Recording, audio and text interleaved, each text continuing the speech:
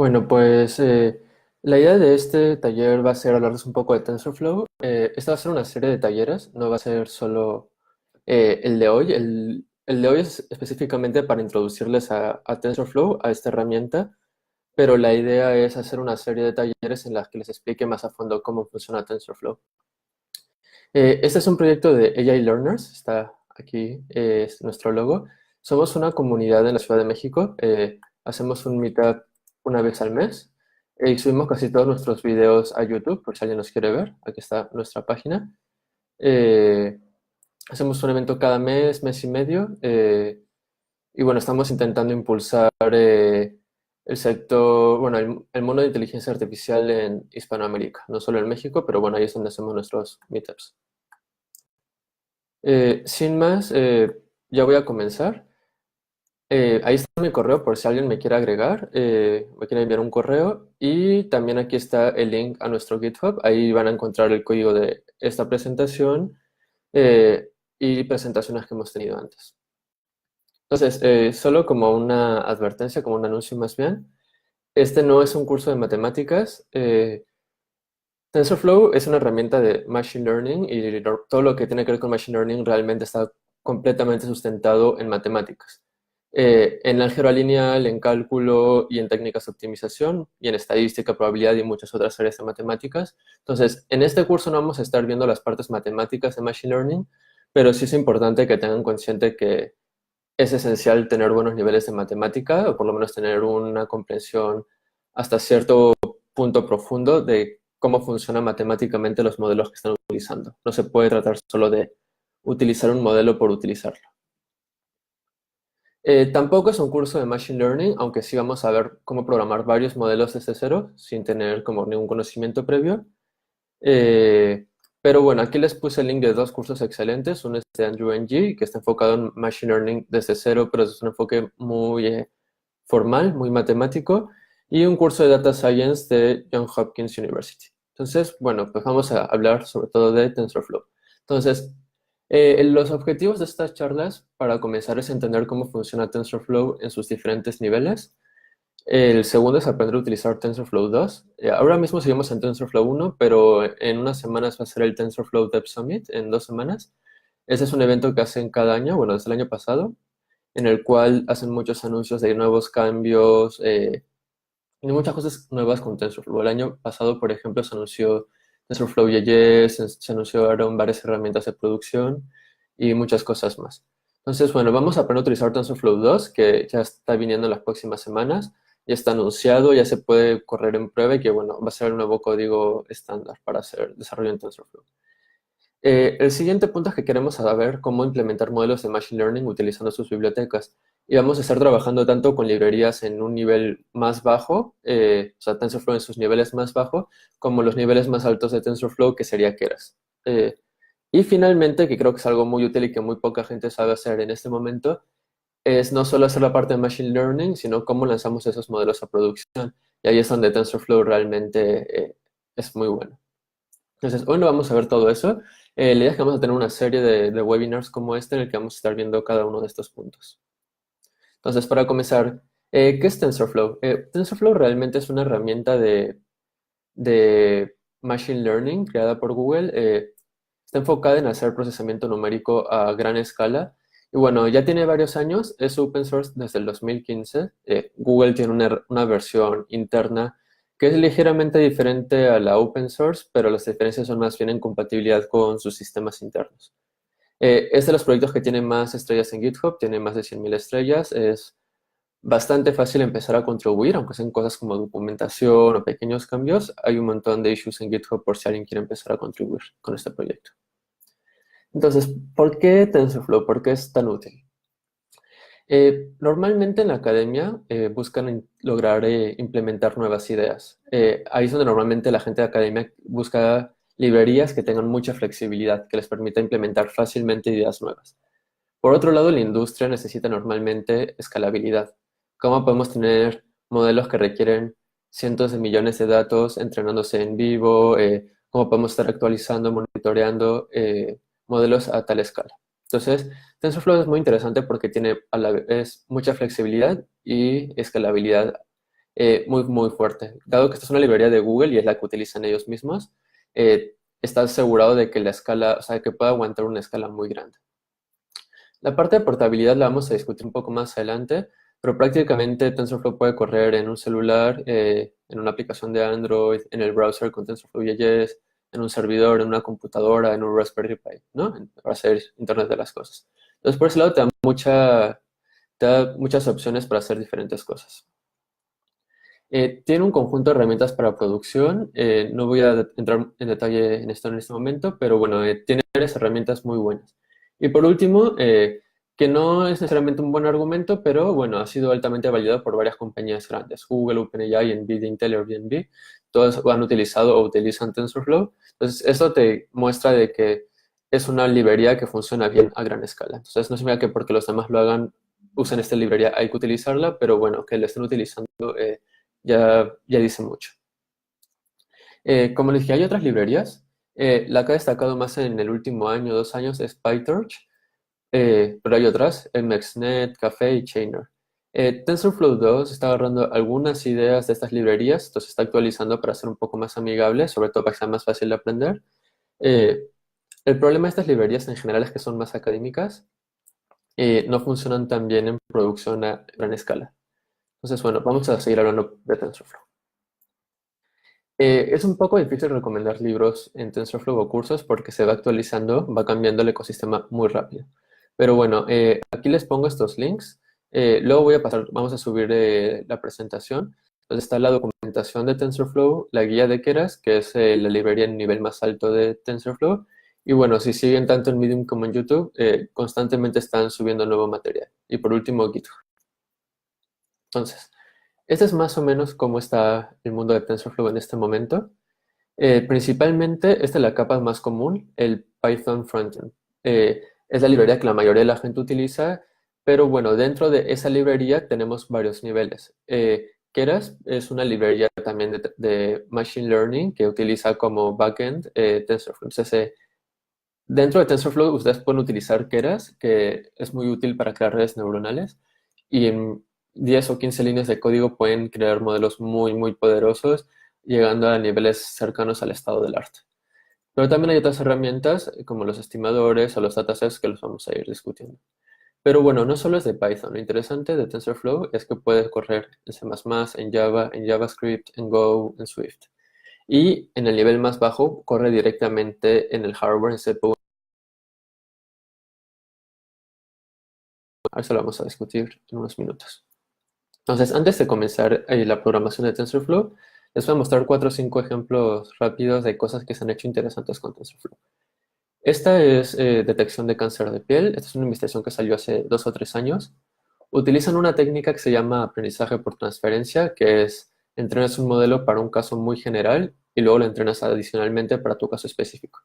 En este caso se entrenó un modelo para clasificar imágenes y luego se entrenó para poder clasificar lesiones en la piel y determinar si la probabilidad de que sea cáncer de piel. Cáncer de piel es un caso interesante porque es de los más comunes y si es detectado temprano, el porcentaje de supervivencia es extremadamente alto. El siguiente es WaveNet. WaveNet es un modelo que lo usan para generar audio, por ejemplo, Google Assistant, Google Translate y diferentes otros servicios. Cuando hablan de una manera muy natural, parece muy humana y eso ha ido mejorando muchísimo en los últimos 2 o 3 años. Y bueno, pues eso se ha hecho también con TensorFlow. El siguiente ejemplo es de SketchRNN. En este hay una persona que está dibujando, que es lo que se va a la izquierda, y el modelo va haciendo predicciones de cuáles van a ser los siguientes trazos que se van a dibujar.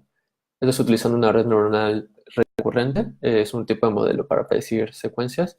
Y bueno, la idea es que con cada trazo que está haciendo la persona a la izquierda, el modelo va generando posibles siguientes trazos.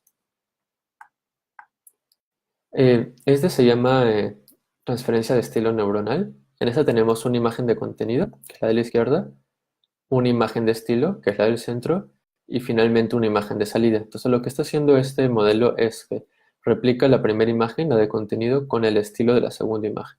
Y esto te da esta imagen de salida. Y bueno, pues vamos a empezar ya bien con cómo funciona TensorFlow. Entonces, TensorFlow, para que lo entiendan, funciona todo con grafos. Y realmente eso es en lo que nos vamos a enfocar hoy, en entender cuál es el paradigma de TensorFlow y cómo va a estar cambiando durante los próximos meses. Entonces, TensorFlow está diseñado en su modelo típico para separar las operaciones de la ejecución. Entonces, primero definimos el grafo, definimos las operaciones y luego vamos a pasar datos a través del grafo y vamos a ejecutarlo. Entonces, son dos pasos. Ensamblamos el grafo y usamos una sesión para ejecutar las operaciones del grafo. Entonces, acá tenemos un ejemplo de cómo podríamos representar esta función, ¿no? X al cuadrado por y más 2. Y realmente ahí tenemos varios nodos, unos multiplican, unos suman, y tenemos datos que están entrando. Entonces la idea es de que los datos fluyan a través del grafo para darnos el resultado de esta función.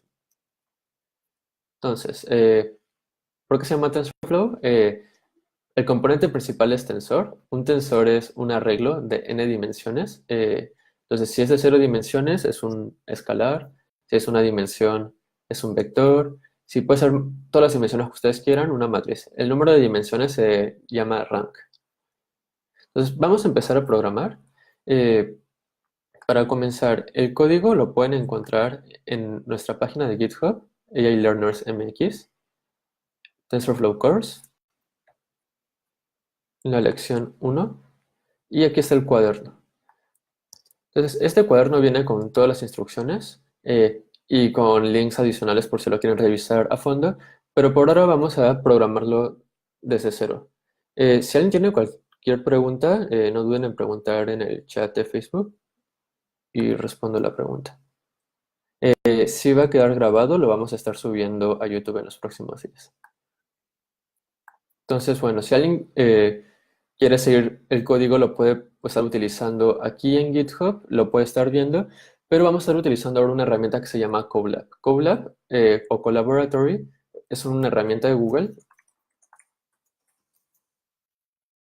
gratuita que les permite correr código de Python en cuadernos en la nube. Es muy útil, les da GPU gratuito, les da varias herramientas gratuitas, entonces por ese lado yo se les recomiendo, no tienen que instalar nada, no tienen que crear ambientes, les reduce mucho el tiempo de trabajo. Entonces, se me hace una cosa antes de empezar. ¿Alguna otra pregunta? No. Ok, pues bueno, el primer paso para utilizar TensorFlow es bastante fácil. Voy a aumentar un poco el tamaño, ahí está. Importar TensorFlow. Es como se carga cualquier librería en TensorFlow, ¿no? Entonces, la idea es que podemos hacer una operación con la librería de TensorFlow. Entonces, por ejemplo, esta es una muy básica, ¿no? Si queremos sumar dos números, es df.add como sumar y 3 y 5, que son los parámetros, ¿no? Entonces, en este momento lo que acabamos de hacer es definir un grafo como este de aquí, el que se ve en la presentación. Entonces, tenemos x, y un nodo que es el de agregar. Entonces, TensorFlow agrega automáticamente esos nombres, ese X y ese Y ya estaban predefinidos, se definen automáticamente. Si se dan cuenta en el código, yo no puse X es igual a nada, ¿no? Automáticamente se definieron esos valores. La idea es de que los nodos del grafo son las operaciones. O sea, este nodo es un nodo que se encarga de hacer la suma y las aristas, las conexiones entre los nodos, se van a encargar de hacer o sea, representan los datos que van fluyendo. Entonces, más o menos así es como podrían visualizar lo que acaba de pasar. Esos dos son nodos porque son nodos de entrada, pero en general casi todos los nodos son de operaciones de constantes, que lo vamos a ver dentro de un rato. Entonces, digamos que están entrando 3 y 5 y este nodo de sumar se va a encargar de sumarlo. Ahora, lo que pasa es de que si acá yo en este momento pongo print a, si se dan cuenta, no me está sumando los números, me está simplemente devolviendo un tensor. Y en el add no me está dando el resultado. Lo que está pasando es de que TensorFlow, como dijimos antes, separa la definición del grafo con la ejecución.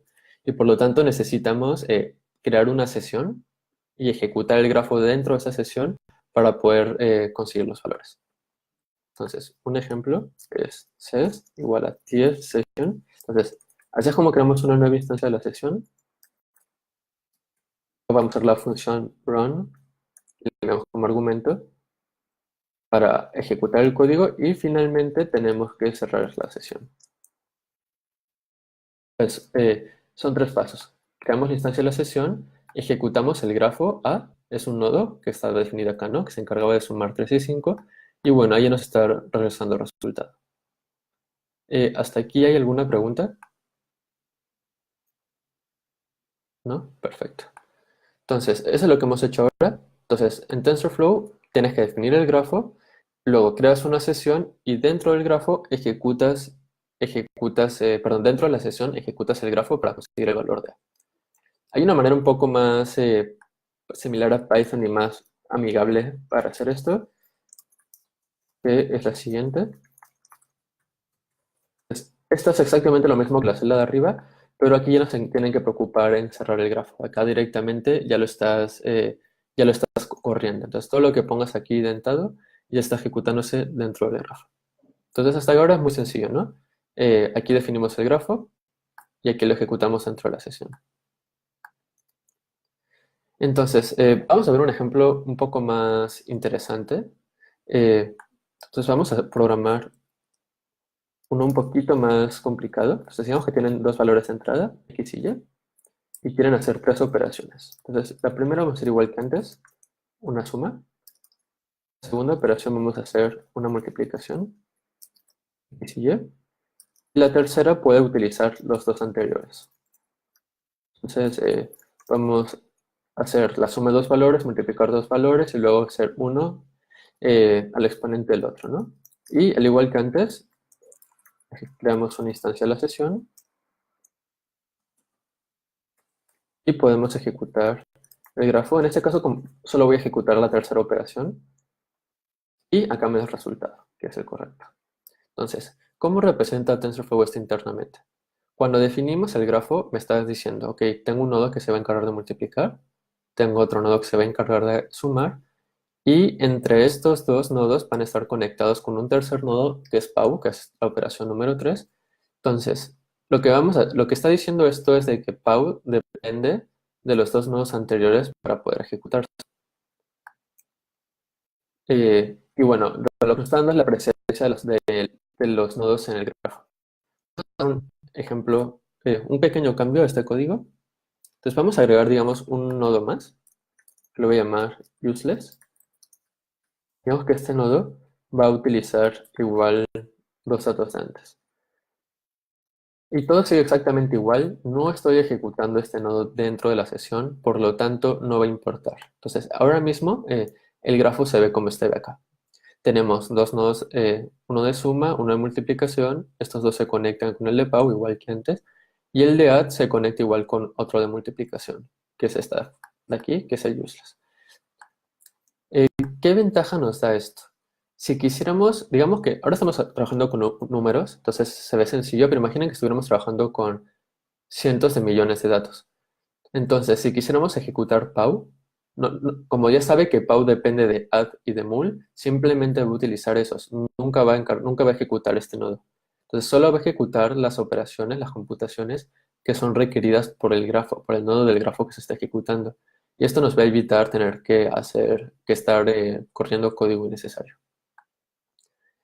Entonces, digamos ahora que quisiéramos correr tanto la operación 3 como el useless.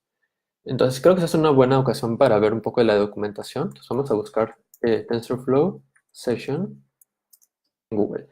La documentación de TensorFlow en general es bastante buena. Tienen alguna que otra cosa que podría mejorar, pero en general es bastante buena. Entonces, eh, te ponen ejemplos como aquí.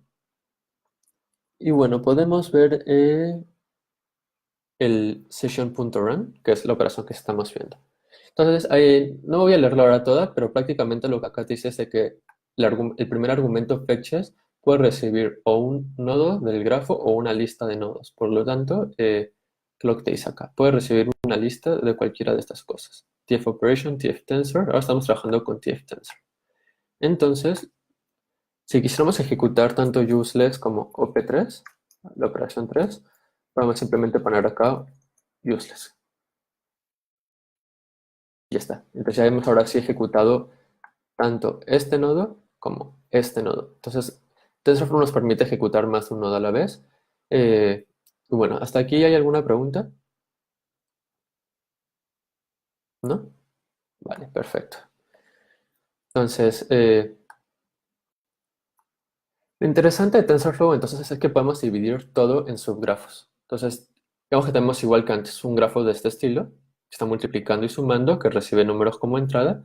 Entonces podemos correr una parte, un subgrafo en un GPU y el otro subgrafo en otro GPU. Esto nos permite paralelizar. Entonces, si accedemos al hardware de aceleración, o sea, a GPU, que son tarjetas gráficas, podemos correr los programas mucho más rápido. Solo para tener una idea de hardware, yo tampoco sé mucho del área, pero prácticamente CPU es como siempre corremos las cosas. Los GPUs, que son tarjetas gráficas, son excelentes para hacer operaciones numéricas y multiplicaciones de matrices de manera paralela. Por lo tanto, normalmente, como todo lo de Machine Learning moderno, todo lo de Deep Learning sobre todo, se basa en hacer multiplicaciones y operaciones a gran escala de matrices. eh, el GPU funciona muy bien. Entonces, si podemos representar una red neuronal como un grafo y luego podemos utilizar TensorFlow justamente para hacer subgrafos y correr diferentes partes de los grafos en diferente hardware, podemos acelerar un montón nuestros programas. Voy a entrar un poquito más a detalle en esto. Digamos que tienen este grafo. Recibe dos números, 15 y 5. Se encarga de multiplicar y sumar. Esto luego se divide y finalmente se está saliendo el resultado acá. Entonces, lo interesante de los grafos es de que representan de manera abstracta un programa y sus operaciones. Entonces, especifica la dependencia de las operaciones. Por ejemplo, sabemos que diff depende de multiplicar y de sumar, por lo tanto no podemos ejecutar diff antes. Pero multiplicar y add, como son paralelos, o sea, se pueden ejecutar paralelamente porque no dependen entre ellos. Entonces, si estuviéramos trabajando con matrices de 50.000 millones de elementos por 50.000 millones de elementos, esto es ideal porque no necesitamos correr uno después del otro. Eso es que lo que librerías como scikit-learn, por ejemplo, no tienen. Esas librerías no ejecutan las cosas paralelamente. Eh, entonces, la topología del grafo nos permite ejecutar con varios GPUs y también distribuyendo en diferentes máquinas.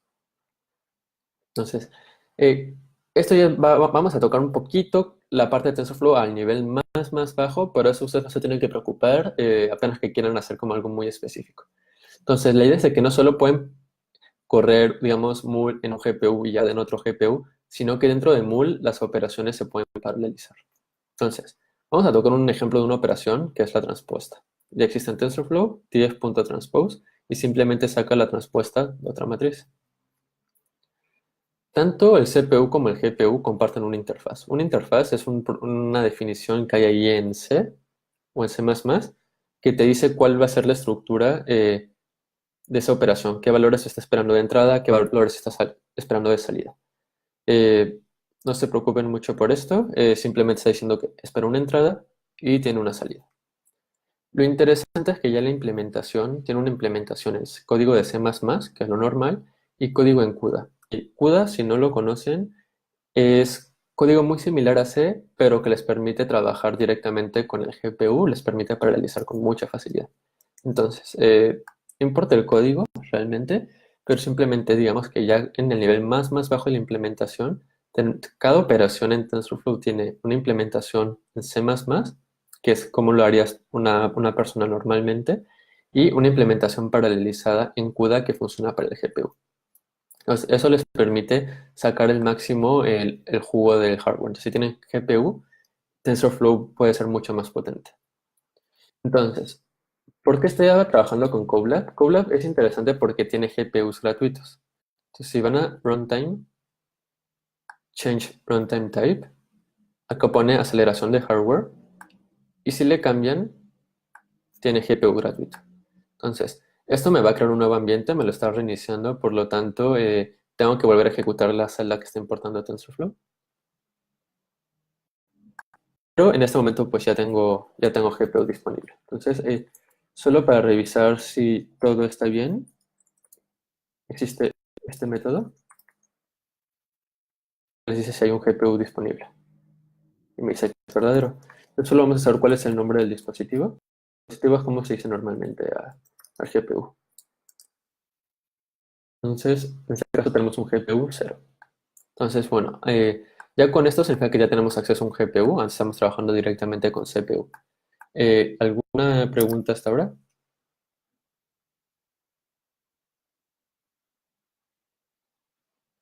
Bueno, en un ratito contesto a esa pregunta. Eh, pero bueno, voy a seguir con esta parte de cómo hacerlo distribuido. Entonces, ya vimos que tenemos aquí acceso al GPU. Entonces, hay algo llamado Explicit Device Placement. Es como decir específicamente en qué hardware queremos que corra, en qué dispositivo. Entonces, si ponemos acá GPU 0, podemos correr código dentro del frente del GPU.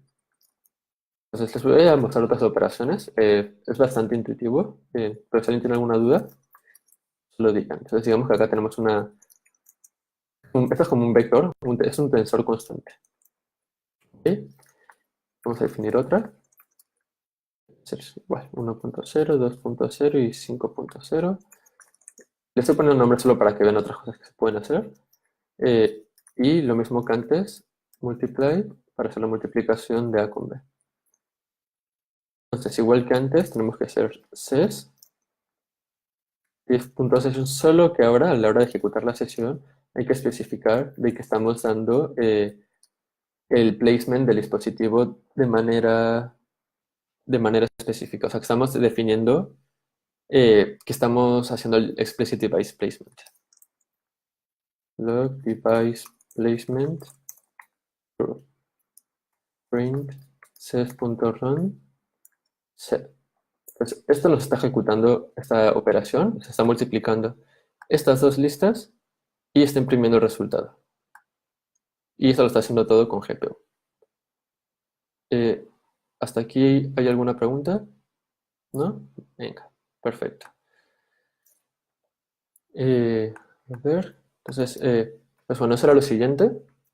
Entonces, solo para cerrar con la parte de grafos, eh, la sesión utiliza un grafo que es por default. Ustedes como programadores podrían definir más grafos, pero en general no vale la pena usar muchos grafos. ¿Por qué? Cuando tienen varios grafos, para comenzar no se pueden pasar datos entre ellos, por lo tanto ya pierde la capacidad de ser distribuido. Entonces, en general, la buena práctica es tener un grafo con varias partes, aunque no estén conectadas, no pasa nada porque no se están ejecutando la sesión. Entonces, bueno, ¿por qué grafos? Primero, como vimos al inicio, ahora recursos computacionales, ¿no? No tenemos que estar ejecutando todas las operaciones, solo va a ejecutar las operaciones que sean necesarias. La segunda es que separa la computación en pequeñas partes diferenciables. Cuando entremos un poco más en detalle de todo lo de Machine Learning, gran parte se trata de sacar derivadas. Entonces, al tener muchos nodos, cada nodo se puede ver como una pequeña parte, un pequeño componente de todo el sistema que se puede derivar. Entonces, esta estructura de modelo nos permite calcular la derivada o el cambio de un nodo respecto a otro nodo. Entonces, eso nos da mucha facilidad. Tercero que vimos ahora, que nos da computación distribuida, CPU, GPU, TPU. Y finalmente que muchos modelos, como las redes neuronales, se pueden visualizar como un grafo dirigido. ¿Ok? Muy bien, ¿ninguna pregunta? Ok. Ahora, con TensorFlow 2 está viniendo un nuevo paradigma de programación que se llama Eager Execution. Este ya se puede utilizar en este momento, solo que ahora no es el default, pero en TensorFlow 2 sí va a ser el default. Entonces, es un modelo interesante porque es imperativo, entonces en vez de tener que crear sesiones y todo eso, que es un poco molesto, la verdad, ustedes pueden ejecutar el código, evaluar las operaciones inmediatamente. Entonces, ¿qué ventajas trae esto? La primera es que facilita hacer debugging. Es mucho más fácil encontrar errores cuando se programa con este estilo. La segunda es que es más fácil de aprender, es más parecido, más intuitivo a cómo se programa normalmente en Python. La desventaja es de que es peor para programación distribuida. El desempeño no es exactamente el mismo que con grafos. Pero lo que sí se puede hacer es programar con Eager Execution y luego, o sea, para desarrollar el modelo, para explorar, y ya que tengas el modelo lo puedes transformar en un grafo. Entonces ese tema lo vamos a tocar. Entonces, vamos a hacer un ejemplo de cómo programar con Eager Execution. Entonces, lo primero que viene aquí es de que tenemos que resetear el runtime porque es o ejecutas con grafo o ejecutas con eager execution. Entonces, igual que antes, vamos a importar TensorFlow y para dejen que reviso, para activar eager execution hay que ejecutar esta línea de código que es tf.enable eager execution. Entonces esto lo corre y eso significa que ya podemos ejecutarlo sin crear sesiones. Entonces, un ejemplo, esto es para simplemente hacer 5 al cuadrado. Entonces, en la versión de grafos hubiéramos tenido que definir primero un nodo que se encargará de hacer esto y luego crear una sesión y dentro de la sesión ejecutar este nodo. Pero con este paradigma de programación no hay que hacer nada de eso. Entonces, esta es como una versión, una manera de programar bastante más amigable, la verdad, porque no tienen que preocuparse de iniciar o cerrar grafos. Siempre se encarga de hacer esta suma. Y bueno, TensorFlow tiene varias operaciones, tanto matemáticas como trabajar con strings. Entonces, bueno, estos son algunos ejemplos. Por ejemplo, pueden hacer multiplicación de matrices.